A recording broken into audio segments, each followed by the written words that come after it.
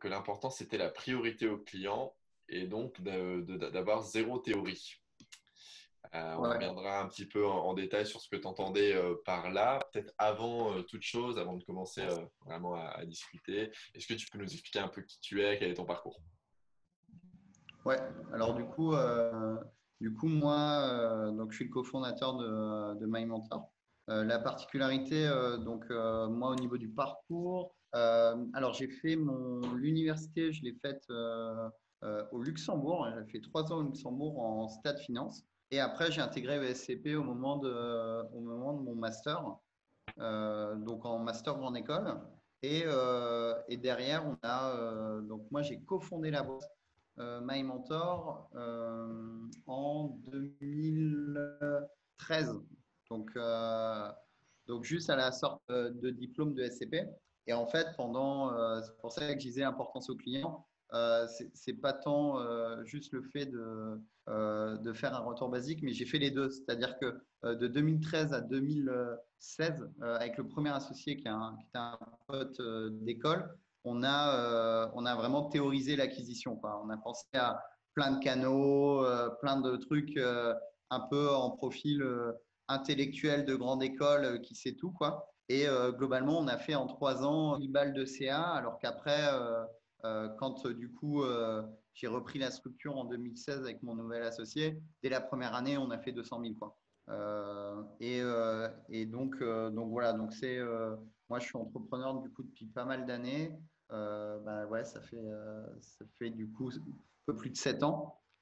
Et, euh, voilà, j'ai tout le temps été entrepreneur. J'ai fait un passage d'un an et demi à Société Générale à la direction marketing quand j'étais à ESCP, mais parce que ça payait l'école, quoi. Donc, c'était pas par passion, c'était juste un moyen relativement efficace de payer l'école et d'avoir un salaire. Mais du coup, depuis cette expérience, je suis entrepreneur et depuis un an, ça commence à bien tourner. Et du coup, précédemment, ça a été plutôt la voie de la galère, très formatrice, mais voilà un peu le parcours.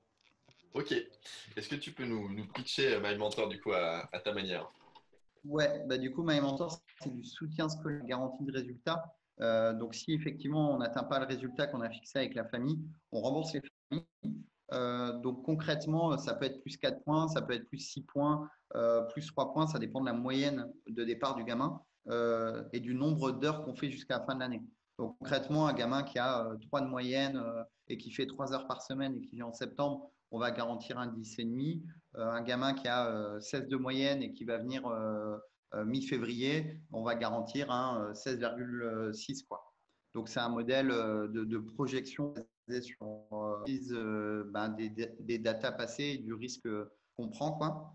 Et la contrepartie de cet engagement sur l'année, c'est que les familles doivent souscrire à un modèle d'abonnement. Donc en fait, ça sécurise fortement le business model parce qu'en fait, une famille qui vient, on est dans un objectif commun et on n'a plus à courir après pour que les heures soient réalisées. Ce qui est plutôt le modèle classique des organismes qui consistait à vendre un pack d'heures selon l'attente des familles qui les consomment un peu comme elles veulent, quoi. Ok. Donc voilà, donc voilà globalement la boîte. Ok. Et du coup, comme je te disais, on insiste vraiment sur dans ce talk sur l'early stage, donc vraiment sur les premiers jours même de ton parcours en tant qu'entrepreneur. De ce que tu me dis, je comprends que tu as créé une boîte avant My Mentor, c'est ça? Ouais, alors en fait, globalement, alors c'était la même structure, c'est juste qu'en fait, on a un agrément de service à la personne et que du coup, recréer une structure, ça crée un énorme bordel administratif. Et globalement, il y a eu vraiment deux boîtes, quoi. Il y a eu, ouais, jusque de 2013, même un peu plus tôt. En vrai, on l'a créé en mai 2012, mais de mai 2012 à mai 2017, ça a été vraiment la première structure un peu galère que peu de croissance, voire pas de croissance. Et de mai 2017 à aujourd'hui, c'est l'arrivée de William, mon associé, où là, lui, il avait craché une boîte en Angleterre et il avait pas mal bossé avant. Donc là, on a monté une structure, pas parce qu'on était potes, mais parce qu'on était hyper complémentaires. Donc moi, très passionné d'éducation et sales dans l'âme. et lui, CTO, CPO, donc très technique, product.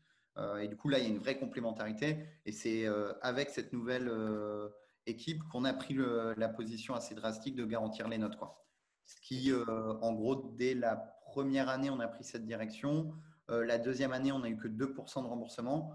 Et du coup, derrière, on a fait une levée de fonds en octobre 2019 de 250 000 euros. Mais du coup, avec des profils, on a un DG de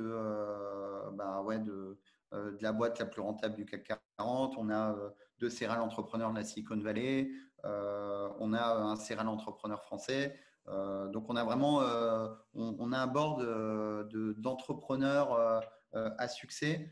Et c'est depuis octobre 2019 qu'on progresse aussi énormément parce qu'en fait, ce pas des gens qui ont mis un ticket pour notre beauté, on va dire, du projet, mais ils ont vraiment une implication pour faire effet de levier de leur expérience, quoi. Et du coup, c'est vraiment depuis cette période qu'on a aussi les moyens en termes d'acquisition de travailler avec, depuis assez récemment, un mec qui est vraiment efficace en gros hacking. Et du coup, c'est aussi ça qu'apportent les finances. Quand tu sais un peu cadrer les choses, c'est ta capacité de pouvoir travailler avec des gens qui coûtent cher, mais qui ont un effet de levier sur ta boîte, quoi. Mhm. Ok. Moi, je pense qu'on reviendra de toute façon pendant l'interview sur le gros hacking, éventuellement des conseils ou des techniques que tu Ouais. aurais qui seraient actionnables pour les entrepreneurs. Et, et du coup, je reviens ouais, sur les 100 premiers jours de ton parcours d'entrepreneur. Qu'est-ce que tu as fait de ce que tu me dis? Je comprends qu'il y a eu un peu deux périodes, deux étapes. Une première Ouais, justement assez théorique, j'imagine les 100 premiers jours, du coup. Tu peux nous en dire un peu plus? ouais, bah, si tu veux, je vais faire les 100 premiers jours de la première et les 100 premiers jours de la nouvelle équipe. En gros, les 100 premiers jours de la première, on a posé par écrit tous les canaux d'acquisition possibles. On a passé bien un mois à décortiquer en détail tout ce qu'on pouvait faire. Et de manière assez déstructurée, on va dire, on a tenté de les activer en faisant, on tente 10% un canal qui va être, par exemple, Le Bon Coin, on mettait des petites annonces. La semaine d'après, on tentait de continuer un petit peu Le Bon Coin et puis de faire un peu de distribution. La semaine d'après, on tentait d'aller contacter des établissements et en parallèle, on rééchangeait à nouveau avec Le Bon Coin. Donc vraiment, un travail qui était très déstructuré avec l'impression d'avancer sur tous les sujets et pour autant d'avoir très peu de résultats parce que tu ne vas pas au bout de l'expérimentation, quoi. À l'inverse des 100 premiers jours avec William sur de l'acquisition, où là, par exemple, on a fait du SEA, donc de l'acquisition par Google, qui n'avait pas marché à l'époque, mais au niveau de l'apprentissage, on avait investi le maximum possible. Donc, on investissait 8 000 balles par mois d'acquisition que sur du SEA. On a testé chaque groupe de mots-clés jusqu'au donc les longues tendances quoi, de recherche, c'est-à-dire cours particuliers Paris en mathématiques avec étudiants. Donc tous ces mots-clés comme ça extrêmement longs, on a été jusqu'au bout du canal pendant 100 jours. Et on a été capable de statuer que c'était vraiment le canal qui ne marchait pas pour nous, mais sans aucune ambiguïté en fait, parce qu'on a été au bout du canal, quoi. Ok. Donc c'est aussi ça qui est hyper important. Là, je parle que des choses négatives, entre guillemets, parce que dans la temporalité des 100 premiers jours, c'est pas là où on a été bon. Mais entre la première boîte et la deuxième boîte, c'est qu'en fait, tu appliques une méthode d'acquisition qui te permet de statuer, donc soit de fermer un canal définitivement, soit de creuser au maximum une opportunité pour s'assurer que c'est bien efficace. Et c'est ça le fondamental en vrai, surtout aux premières étapes, c'est que la réponse, des fois, elle vient très tard en fait. Et si tu n'as pas été au bout du canal, tu n'es pas capable de te dire si finalement ce canal-là était un bon canal ou pas, quoi. Mhm. Ok. Et comment est-ce que tu l'as trouvé du coup le bon canal et quand est-ce que tu as considéré qu'un canal était bon justement? En fait, nous, ça, c'est un peu aujourd'hui, maintenant, on tentait des choses, c'est-à-dire qu'on théorisait beaucoup. Après, on exécutait, mais sans tracking. En fait, ce qui a vraiment changé, notamment avec l'arrivée de William, c'est que tout est staté chez nous. Donc, il y a jamais rien de, il y a jamais rien euh, de, de sensation, d'impression, chose qu'on avait avant. Donc, concrètement, aujourd'hui, on a un canal qui n'est pas du tout glamour, qui est on achète des leads qualifiés. Donc, on a des parents qui vont sur des formulaires et qui demandent à être mis en contact avec des organismes de cours. Le contact, il coûte 23 euros et on transforme un contact sur 6. Donc, notre coût d'acquisition, il est à 150 euros et on marge à 80 euros par mois. Donc, en fait, le client, et en général, un client, il reste en moyenne entre 8 et 10 mois chez MyMentor. Donc, en fait, on sait que ce canal, en 2 mois, il est rentable. Donc, ce canal est viable. Et l'autre élément qui est hyper important, c'est la profondeur du canal. Est-ce que ce canal est capable, quand on passe de 5 clients par mois à 50, 100 clients par mois, est-ce que ce canal nous permettra d'arriver à cette échelle-là? Donc, c'est vraiment comme ça qu'on statue. Donc, soit il est rentable, là, c'est le cas de ce canal, et il est peu profond, c'est-à-dire que ce canal-là d'achat de lead ne nous permet pas de générer 500 clients par mois. Par contre, il est rentable. Donc, ce canal, on le conserve. À l'inverse, il y a des canaux, par exemple Facebook aujourd'hui, n'est pas rentable pour nous. Le client nous coûte 700 balles, sauf qu'il est extrêmement profond, c'est-à-dire que via les ciblages Facebook, on peut aller jusqu'à 500 clients par mois. Et du coup, on sait qu'on a un levier d'amélioration. C'est-à-dire qu'aujourd'hui, sur Facebook, à 700 euros par mois le client, il y a 2 mois, c'était 1100. Et là, on est en train de descendre progressivement. Donc, on sait que ce canal actuellement n'est pas viable, mais avec la trésorerie qu'on a et la capacité d'acquisition qu'on a, c'est un canal qu'on peut quand même conserver parce qu'on sait comment l'améliorer. Ok. Ce qui, je pense, répond aussi à la question de Caroline qui te demandait, parce que les questions arrivent en live, ce que Ouais. signifiait pour toi d'arriver au bout du canal, justement. Au bout du canal, c'est d'être capable de statuer. Donc, par exemple, le SEA, au final, on a vu que un coût client ne descendait jamais en dessous de 800 euros, que notre marge de manœuvre, elle était très limitée parce qu'en fait, la raison principale de ce coût d'acquisition à 800 euros, c'était la quantité de rebuts, donc la quantité de leads qui en fait on n'a aucune capacité de conversion sur ces gens-là. Donc, nous, on fait du cours particulier à domicile pour des enfants. Et en fait, on avait déjà 60% des leads qui étaient des adultes. Et il n'y avait aucun moyen de trier pour avoir des parents pour leurs gamins. Et donc, en fait, vu qu'on n'avait pas cet effet de levier-là, on savait que dans tous les cas, ce canal de SEA, donc d'acquisition via AdWords, il y avait au final 60% de ce canal qui ne serait jamais optimisable. Et du coup, sur les coûts, si tu répercutes les 60% de ce canal-là sur les coûts, globalement, c'est très difficile d'être sur du 200, 250 euros de coût d'acquisition. Donc ça a été un exemple de pourquoi on a dit on n'ira plus jamais sur du SEA, sauf si on lève 5, 10 millions d'euros, ou là, auquel cas, tu as une autre approche parce que tu bénéficies un peu de notoriété, etc., qui fait que le canal est dans un autre contexte. Mais en tout cas, à horizon, jusqu'à ce que nous, on génère 1 million à 2 millions d'euros par an, c'est un canal qui ne sera jamais exploitable. Ok. Et du coup, tu t'en as parlé un petit peu, mais c'était qui ton premier client et comment est-ce que tu l'as trouvé, vraiment le tout premier client? Alors nous, premier client, ça a été via les annonces Le Bon Coin. C'est moi qui donnais cours, quoi, tout simplement. J'ai mis des annonces sur Le Bon Coin. L'avantage, c'est que vu qu'on avait des tarifs d'organisme, c'était 40 euros de l'heure. Et du coup, quand je donnais cours, globalement, on margeait à 40 balles vu que c'était la période aussi où tu ne te payes pas. Donc en fait, on les a eu comme ça. Il y a eu un peu de bouche à oreille. Et au final, quand on a commencé à voir que Le Bon Coin, ça ramenait un peu de clients, on a commencé à créer des profils de nos mentors. Les mentors qu'on avait, on mettait leur profil sur Le Bon Coin. Et après, tout l'enjeu, c'est là où moi, historiquement, je suis très commercial. J'ai vendu des bateaux, des assurances, j'ai fait du phoning dans le dur pour des locations. Donc au téléphone, j'étais bon. Et du coup, ce canal fonctionnait bien parce que quand tu mettais des annonces de profs et que finalement tu expliquais que tu étais un organisme, bah, j'étais capable de ne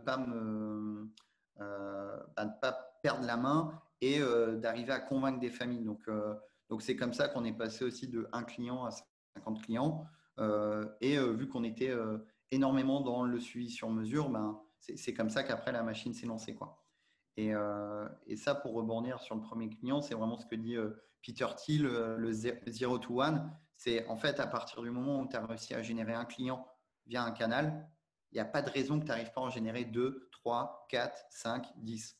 Et vaut mieux se focaliser une fois que tu as un premier client sur ce canal-là pour aller plus loin, plutôt que te dire bah, finalement celui-là, on ne va pas aller au bout et on va commencer à faire autre chose. C'est le meilleur moyen de s'éparpiller et de ne pas faire grand-chose, quoi. Ok. Et du coup, sur donc sur cette première stratégie, donc qui fonctionnait sur le bon point, Ouais. qu'est-ce qui était différenciant dans vos annonces? Qu'est-ce qui intéressait du coup les acheteurs, les clients? Oh. Alors nous c'était à l'époque, c'était le côté profil grande école. Donc si on le généralise d'un point de vue plus marché au global, ce qui était plus important de se dire en tant qu'entrepreneur, c'est quelle est ta valeur ajoutée en fait. Donc pour quelles raisons les gens vont utiliser ton service plutôt qu'un autre. Et l'endroit où tu as le plus de valeur ajoutée, c'est là où tu peux évidemment demander le plus de prix ou justement à prix égal te démarquer le plus. Donc nous, dans le soutien scolaire, à l'époque, ce qui nous démarquait le plus, c'était vraiment l'élite de nos profils, quoi. Donc on n'avait que des gens Polytechnique, les mines, Sciences Po. Donc c'était ça notre gros sur le Bon Coin. Ok. Et c'était qui ta cible? Enfin, c'est qui ta cible en fait et comment tu l'as définie? Alors, nous, la cible, c'est parents d'enfants primaires, collège, lycée. Donc, en gros, c'est des parents qui ont entre 35 et 55 ans. Et justement, c'est vraiment ça qui est compliqué au départ, c'est de savoir exactement, nous, la problématique, c'était est-ce que ta cible, c'était le gamin ou le parent, quoi. Parce que tu peux dire, finalement, c'est le gamin qui a besoin des cours. Par contre, ce qui était certain, c'est que c'était les parents qui payaient. Donc, moi, la manière déjà la plus simple quand tu ne sais pas trop, c'est de te dire tant qu'à faire, prends plutôt l'acheteur si ta cible, si en fait le consommateur du produit n'est pas le même que le payeur du produit, tu prends le payeur intermédiaire. Au moins, tu sais que c'est peut-être plus difficile, mais au moins la personne avec qui tu discutes paye, quoi. Et après, l'autre élément de cible, du coup, nous, c'est arrivé assez naturellement sur les parents. Par contre, en général, ce qui est hyper important aussi au début, moi, je serais plutôt dans l'optique de dire, surtout au tout début hein, genre méga early, tu prends en fait tous les gens qui payent, quoi, hein. C'est assez simple. C'est de te dire, ta cible, là, je parle encore pour des services où les gens payent, parce que c'est vrai que tu as tout le temps tu as aussi peut-être des personnes qui ont des applis, qui ont des choses comme ça où tu as besoin de créer une communauté. Sur ceux qui payent, c'est vraiment très simple. Tu prends au départ tous ceux qui sont capables de payer pour ton service. Si jamais les gens ne payent pas pour ton service, là, pour les applis, tu as des indicateurs qui sont l'activité des users, quoi. Si au départ, ton but est de créer une communauté, dans ta cible, tu prends ceux au sein de ta cible qui ont le plus d'activité avec ton app, par exemple. Donc, dans le lot, ceux qui se connectent le plus par jour ou par mois en fonction de tes indicateurs, quoi. Ok. Et du coup, une fois que tu avais identifié cette cible, comment tu as fait pour la connaître, enfin pour bien la connaître et puis pour trouver le discours aussi qui soit adapté pour la convaincre? Nous, en fait, et ça, c'est un truc qui se fait peu, c'est l'appréhension du téléphone. En fait, c'est souvent un peu la contrainte, euh, je trouve, dans les premières boîtes, quand tu te lances, c'est que… On t'a perdu. Allô? Ouais. Ouais, ouais, ça a coupé. Je disais, tu as tendance, en fait, au début, euh, à, comment dire, euh, à plutôt être macro que micro, un peu te dire faut augmenter le volume, etc. En fait, le plus simple, c'est vraiment d'échanger avec les utilisateurs. Donc, concrètement, même si tu as une app, tu prends dans ton app ce qu'on appelle les ambassadeurs, c'est-à-dire ceux qui sont le plus satisfaits de ton application. Et vraiment, avec eux, il ne faut pas hésiter à les appeler, quoi. À les appeler, à dire qu'est-ce qui est bien chez nous, pourquoi vous nous avez choisi plutôt que les concurrents, est-ce que vous avez parlé de nous autour de vous, pourquoi, qu'est-ce que vous aimeriez sur l'application. Et ce qui est hyper important pour cette phase-là, c'est vraiment de prendre les 10% qui sont soit les plus actifs, soit qui te rapportent le plus, quoi. Et il faut vraiment pas, ça c'est le risque au début, c'est de vouloir satisfaire tout le monde, y compris ceux qui te rapportent peu de thunes ou qui sont peu actifs. Et en fait, ça va te faire prendre des directions qui sont mauvaises, quoi. Donc vraiment, que ce soit sur l'app ou sur ton service, tu prends vraiment ceux qui dépensent le plus ou qui sont le plus satisfaits. Et c'est vraiment à eux que tu veux plaire, quoi. Et la logique derrière, c'est que de toute façon, une personne à qui tu plais moyennement, c'est pas en faisant des choses en plus qu'elles vont vraiment apprécier plus ton service, quoi. Ok, très clair. Et donc, tu as passé pas mal de temps avec tes utilisateurs, essayer de comprendre leurs besoins, ce qui leur plaisait du coup dans votre solution plutôt que chez les concurrents. Ouais. Est-ce que tu peux nous en dire un peu plus sur comment vous avez construit votre discours commercial? Parce que tu vois, souvent quand on lance sa boîte, par exemple, on a plein d'idées, il y a plein de raisons d'acheter la solution ou le service. Euh, enfin, comment vous avez priorisé? Et puis simplement en termes de méthode, comment s'est construit ce discours commercial? Bah, nous, il y a deux choses. Il faut qu'il y ait quand même faut qu'il y ait un vendeur dans la boîte, quoi, en cofondateur. Je pense que surtout en early, quand tu es. En fait, soit tu es fortement financé, tu peux te permettre dans ce cas-là de ne pas être sales toi-même. Mais quand tu as zéro expérience et que tu n'as pas forcément les thunes, bon, c'est à toi d'aller en frontal avec tes clients. Donc, c'est pas forcément être au téléphone, hein, ça peut être par mail, ça peut être plein de médiums différents. Mais tant que toi, en tant que cofondateur, tu n'as pas éprouvé le moyen de convertir les gens, il y a même pas d'étape suivante, quoi. Si toi, tu n'es pas capable de le faire, c'est pas quelqu'un qui va rejoindre la boîte, qui a aucune incentive, parce qu'en plus, au début, tu payes beaucoup, enfin, tu peux pas payer des gens bons, globalement, et filer des parts d'une boîte qui est au tout début, ben, ça a très peu de valeur. Donc, en fait, faut vraiment ben, aller au charbon. Donc, c'est à toi de vendre. Et une fois que tu as commencé à vendre, ben, le meilleur moyen, c'est d'itérer. Donc, tu peux avoir, dans notre cas, on n'avait pas de script commercial parce que moi, j'y allais, on va dire, un peu au talent parce que j'avais vraiment beaucoup d'expérience en sales. Et en fait, après, j'ai commencé à structurer un discours. Et tu compares tes taux de conversion. Donc, c'est tout le temps la même chose, c'est que tout doit fonctionner. Et c'est très dur, c'est très chiant, mais tout doit fonctionner sur de la data. Parce que ce qui est hyper compliqué, c'est que tu as tout le temps le biais du dernier succès. Donc en fait, quand tu vends, il suffit que tu changes un nouveau canal et tu te retrouves à avoir une vente ou la plus grosse vente que tu aies eue via un canal et tu dis, OK, c'est celui-là le bon. Et tu vas continuer ce canal-là. Et en fait, tu t'aperçois que si tu compares les rentabilités sur un mois, en fait, ce n'était pas celui-là qui était le meilleur, quoi. Donc ça, c'est tout le temps hyper important. Tu le fais toi-même. Enfin, en tout cas, un des deux cofondateurs va au charbon sur l'acquisition. Tu fais des stats et ensuite tu changes des choses, soit à l'instinct, soit au retour utilisateur que tu as eu et tu vois les stats derrière. Si c'est des meilleures stats, ben, tu conserves ça. Sinon, tu reprends le schéma initial.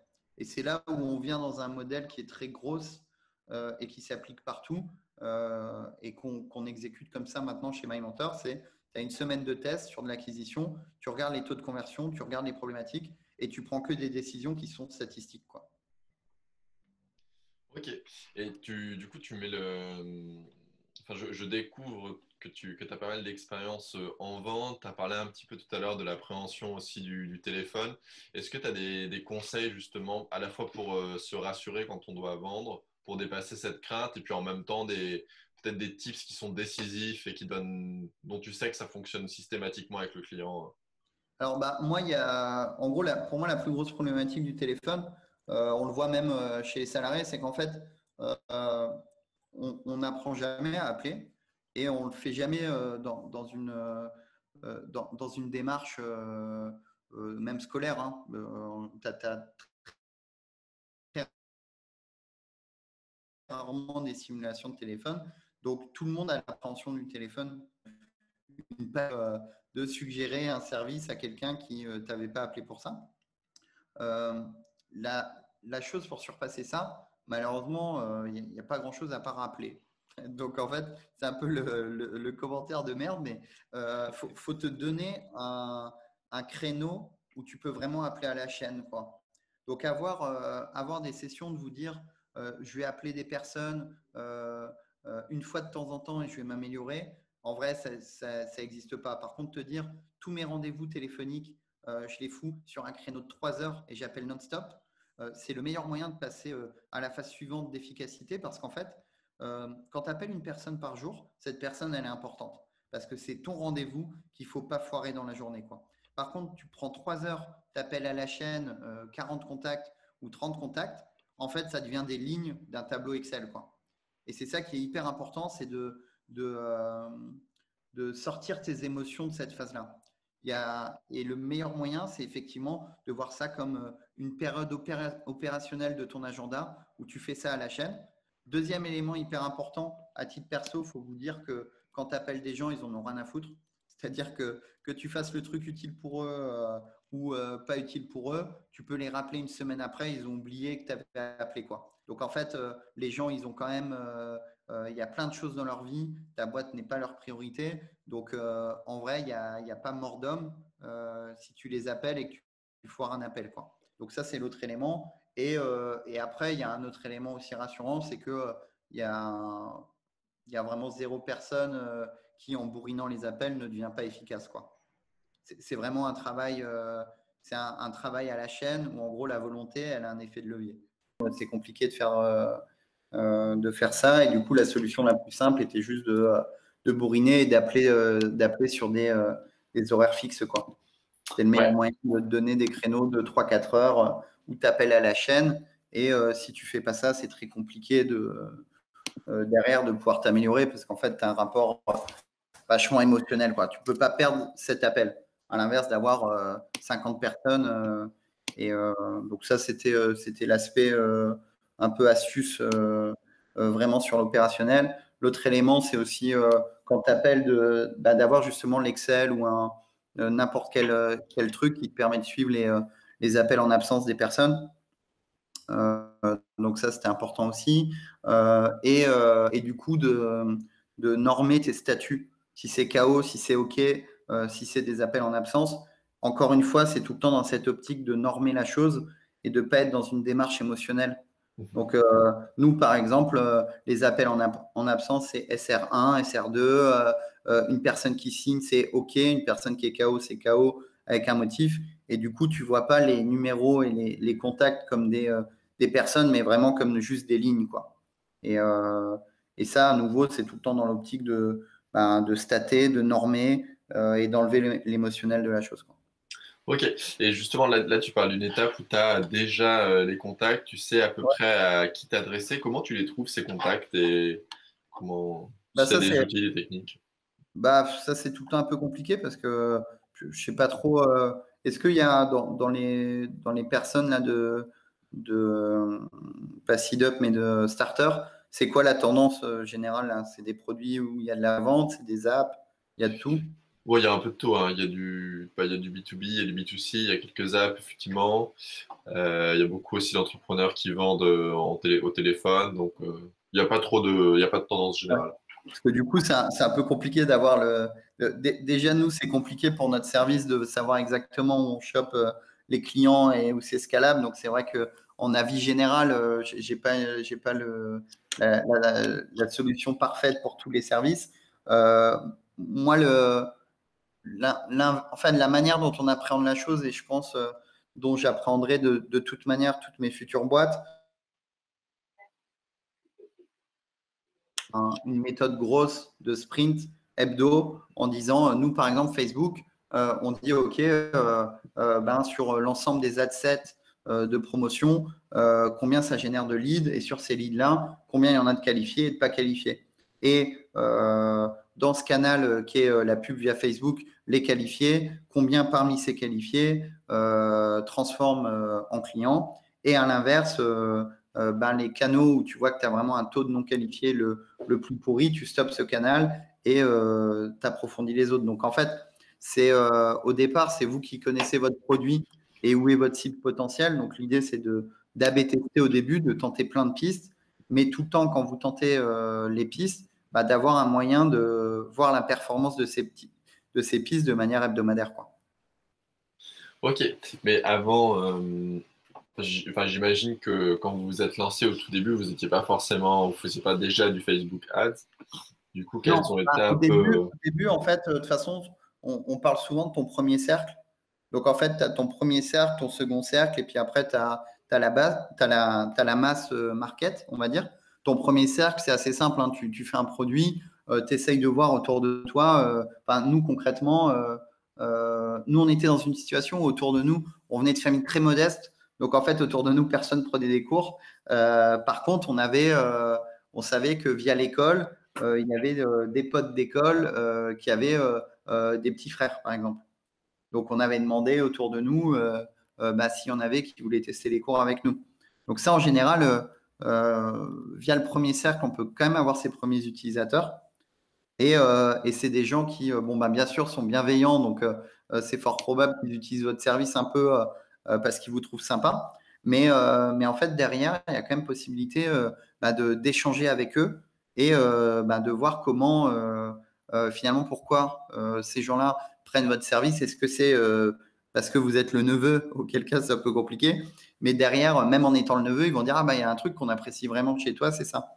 Et une fois que vous avez vos premiers users, il y a aussi un autre truc, c'est surtout avec votre premier cercle, vous pouvez leur demander un parrainage, quoi. De dire, OK, tu trouves ça utile au final. Est-ce que tu as autour de toi 3 personnes qui pourraient utiliser le service?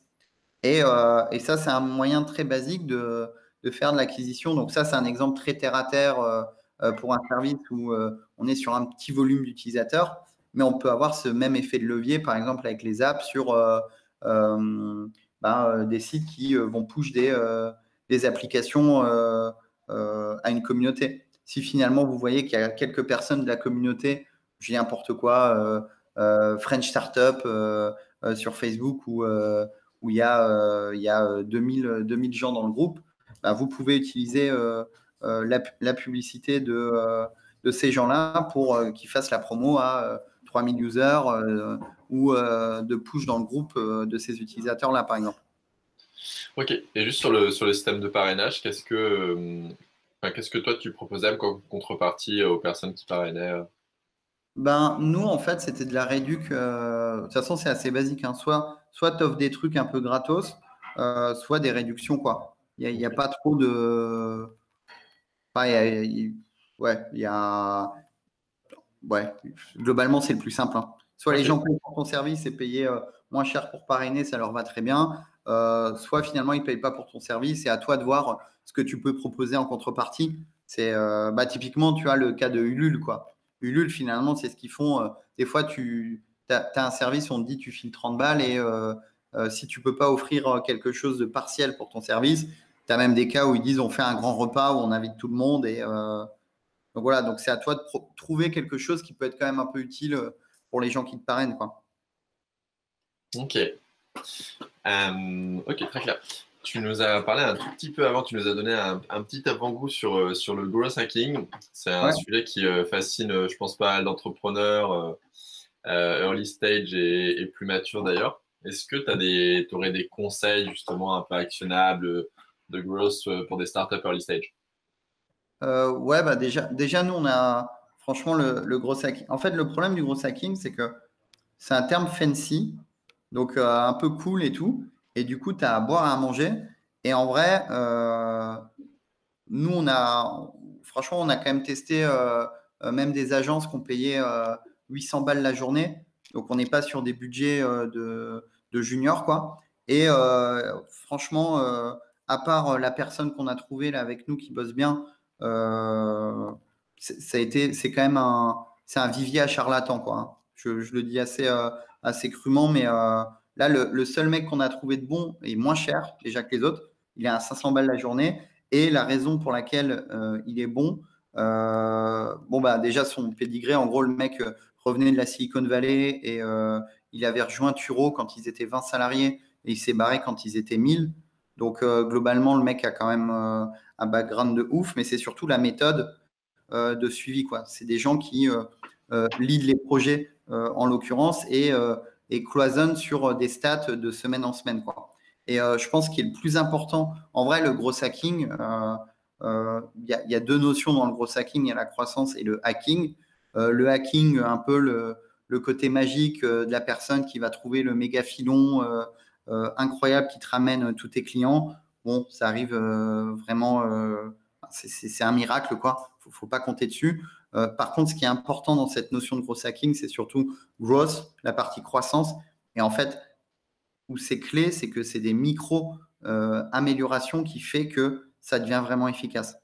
Et quand on est en early stage et que clairement on n'a pas les moyens de se payer quelqu'un de bon, faut pas croire que quelqu'un qui est pas cher, il va pouvoir vous aider. En vrai, quelqu'un de pas cher va servir à rien. Donc c'est quelque chose, comme pour la vente, c'est quelque chose qu'il faut faire en interne. Si vous n'avez pas les compétences dessus, bah là, faut apprendre. Et globalement, le gros hacking, c'est quoi? C'est tu testes un canal, tu te mets des indicateurs de réussite. Qu'est-ce qui fait que tu continues ou pas un canal? Et tu n'avances que comme ça, quoi. Et après, y a vraiment pas de secret, quoi. En fait, ce qui se passe souvent avec cette notion de gros hacking, c'est qu'on se dit ça va marcher tout de suite. Et en fait, la vérité, elle est plus dure. C'est que au départ, ton canal, c'est le 0 to 1. Tu trouves un canal qui te permet d'avoir un client. Tu vas transformer un client, on va dire, en un mois. Tu vas transformer. Ben, ton but, c'est de transformer ensuite un nouveau client en une semaine. Et ensuite, de transformer un nouveau client en 3 jours. Et ensuite, de transformer un client par jour. Ou à l'inverse, ton client, il te coûte 100 balles. Ben, comment tu trouves un deuxième client à 95 euros? Et en fait, c'est ça la clé du début. C'est vraiment d'être focus et de se dire que ben, c'est un travail de longue haleine, mais en fait, en faisant une amélioration, ben, typiquement, c'est les pourcentages de croissance.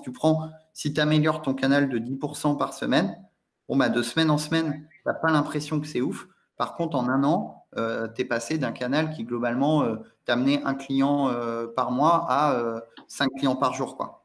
On est dans cet ordre-là d'amélioration en faisant 10% par semaine, quoi. Ok, est-ce que tu peux nous raconter peut-être des anecdotes, justement, des tournants un peu de croissance pour My Mentor, plutôt sur les premiers mois du coup de l'entreprise, des décisions qui ont été un peu déterminantes sur l'acquisition? Par exemple, sur l'acquisition, je faisais tout moi. Et du coup, vu que je faisais tout moi avant qu'on recrute le premier salarié, bah, clairement, au début, il n'y avait pas de script commercial. Donc, en fait, quand il est arrivé, ben, profil, donc au niveau du recrutement, on avait quand même une centaine de candidatures. On a eu 30 personnes en interview et c'est le dernier qu'on a choisi sur 3 rounds de sélection. Donc, c'était quand même c'était assez lourd et on a appliqué la méthode du bouquin qui s'appelle Who, How to Hire A-Team, qui est un bouquin américain qui est appliqué dans toute la Silicon Valley pour recruter, quoi. Et en gros, lui, on est passé d'un taux de transfo de 15% sur le canal quand je le faisais moi à moins de 5% quand il le faisait lui. Et donc, on a eu cette phase de canal où finalement la scalabilité du canal, donc l'effet d'échelle, ben, fallait que pour que ce soit à l'échelle, ce soit un job full-time et que ce soit plus moi. Et du coup, ben, il y a eu toute cette phase d'apprentissage. Donc, on a fait un kit commercial. À partir du kit commercial et du script, ben, lui, sur ce même canal qui était l'achat de lead qu'on appelait au téléphone, ben, pendant 3 mois, on l'a formé en fait. On l'a formé, on a amélioré le script, on a amélioré les choses. Et en fait, là, par exemple, aujourd'hui, donc il est arrivé en août, aujourd'hui, il transforme à 20%. Donc, c'est un profil qui transforme mieux que moi à l'époque. Mais il y a eu 3 mois où il a transformé moins. Il y a eu un mois en janvier où il n'a carrément pas transformé. Et après, en février, en fait, il y a eu vraiment des améliorations progressives où on a compris ce qui n'allait pas dans le script en enregistrant des échanges qu'il faisait par téléphone, en échangeant avec lui sur le quanti, donc sur le macro des gens appelés dans les statistiques qui n'allaient pas. On a recadré aussi le canal en optimisant des zones pour optimiser aussi les taux de conversion. Donc, c'est vraiment des choses qui fait qu'on était à 700 € de coût d'acquisition quand il a pris le relais et que là, on est à nouveau en dessous des 150, quoi. Et ça, c'est vraiment un exemple de canal qu'on aurait pu arrêter les 3 premiers mois ou de la même manière, on aurait pu arrêter avec le profit sales si on n'avait pas capté où étaient les axes d'amélioration et qu'on n'avait pas réussi à exécuter de semaine en semaine des actions qui ont permis d'optimiser le canal, quoi. Ok. Et comment vous avez... Enfin, sur ça, est-ce que tu peux nous en dire un petit peu plus en fait sur ce script commercial et sur, par exemple, ce qui n'allait pas du coup quand lui a repris la partie commerciale de la boîte? Quelles sont les erreurs qu'il a commises et quelles ont été les corrections que vous avez apportées du coup? Alors, il y avait alors, historiquement, il y avait un problème de qualification du canal, déjà de base, qui, sur la période où la personne a pris le relais, le canal avait un petit peu changé en termes de qualification de lead. Donc, on a dû réorienter le canal pour réaugmenter le taux de lead qualifié sur le total de leads achetés. Donc, ça, c'était exogène au profil. Et pour le profil, c'était surtout cette rigueur de s'attacher au script, en fait. Ce qui est très difficile, c'est que la personne s'attache au script coûte que coûte et que quand on s'éloigne du script, on retravaille le script pour qu'il soit normé en permanence. Et ça, c'est un travail où moi, en tant que cofondateur et responsable des sales dans la boîte, j'étais assez... j'avais jamais fait l'exercice, en fait. Donc, il y a eu un gros travail de normalisation des appels à travers ce script commercial-là. Donc, c'est-à-dire que pas hésiter à bien repasser dessus régulièrement et de faire les appels avec lui pour voir ce qui n'allait pas. Donc, ça, c'était un gros travail. Et le script, comment on l'a rédigé? Dans un premier temps, on rédige vraiment le discours complet. On fait une simulation entre le commercial et moi pour voir déjà un peu les incohérences dans la diction, dans le process. Et ce qu'on a fait en complément à ça, derrière, c'est vraiment, il appelle en dur, on passe des demi-journées où il appelle, je suis à côté, et tous les appels qu'il prend, dès qu'il s'éloigne du script, on met des notes. Dès qu'il y a des objections qui sont récurrentes, on essaye de voir comment dans le script on arrive à les exclure en anticipant ces objections. Et donc, c'est l'itération de travail de fourmi très pragmatique de j'écoute, je corrige, j'écoute, je corrige, et derrière les stats, quoi. Ce qui est le guideline, c'est si ça transforme mieux, c'est que c'est une bonne direction. Si au niveau macro, ça transforme moins bien, on arrête, quoi. Ok, très bien. Et bon, on arrive presque au terme de notre interview. Est-ce que tu as peut-être des outils d'acquisition que tu utilises à recommander aux startups En fait, c'est tout pas compliqué, c'est le budget, quoi. Je sais que nous, au début, oui, on avait 0 sous, on ne se payait pas. Donc, nous, aujourd'hui, on utilise quelque chose qui s'appelle Airtable, qui fait tout, en fait. Qui te permet à la fois de générer des formulaires, qui te permet de faire CRM, donc qui te permet de gérer tous tes leads, qui permet d'attribuer des vues à des utilisateurs. Donc, c'est un peu le fourre-tout qui te permet d'éviter d'avoir 50 000 programmes. Donc, ça, c'est grave utile. C'est pas très cher, mais je crois que ça doit être 50 balles par user. Mais en vrai, tu peux donner tes identifiants à la team, quoi. Donc, ça coûte 50 € par mois et ça permet un peu de tout gérer. Si tu veux pas faire ça, en vrai, franchement, même Google Sheet, ça fonctionne, hein. Tu mets ta liste de contacts. Soit tu fais énormément de mailing et les outils de mailing, ils font quand même les stats. Donc tu peux quand même les utiliser et faire de l'extra Google Sheet en guise de CRM. Moi, je préconise vraiment Airtable parce qu'on peut tout faire derrière et on peut tout lier avec Zapier. Donc, Airtable permet donc de générer les contacts et de créer des formulaires qui permettent aux contacts de directement s'embaser dans l'outil. Donc, ça, c'est assez ouf. Et Zapier, de manière générale, Zapier, c'est vraiment le truc le plus pratique sur Terre. Et là, ça coûte vraiment pas cher, qui permet d'automatiser énormément d'étapes, quoi. Donc, moi, c'est un peu les deux. Au début, c'est les deux outils qui fonctionnent très bien. Après, tu as tout le temps des outils qui sont hyper spécifiques. Mais le problème des outils hyper spécifiques, c'est qu'au début, tu ne sais pas vraiment pourquoi tu les utilises.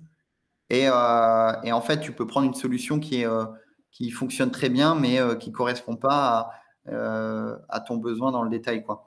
Et il y a l'autre problème inverse du début, c'est que tu as tendance à avoir 50 000 outils pour vouloir, dès que tu as une problématique, gérer avec un outil. Et au final, tu en as 50 et ça ne sert à rien, quoi.